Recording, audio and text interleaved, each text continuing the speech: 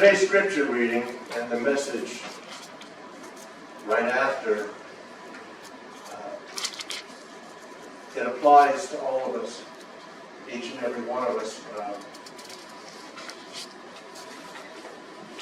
directly. God has a word for all of us today, and it comes from the Gospel of Mark, verses 43 to 52. Most scholars believe that the Gospel of Mark was the first Gospel written. Not Matthew, but Mark. It's the simplest Gospel.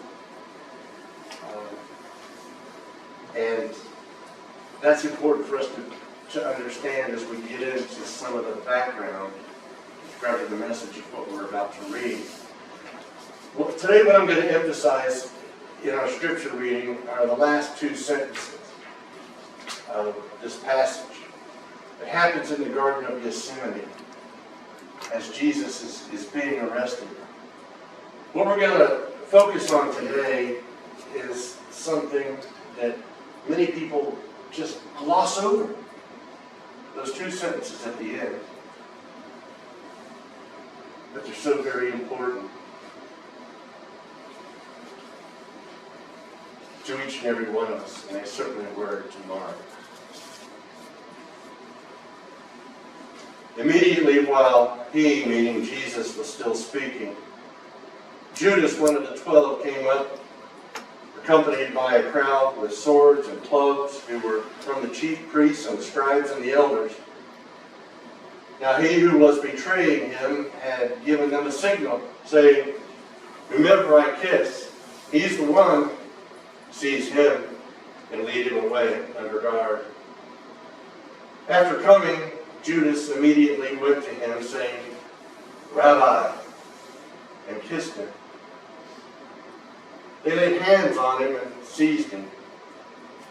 But one of those who stood by drew his sword and struck the slave of the high priest and cut off his ear.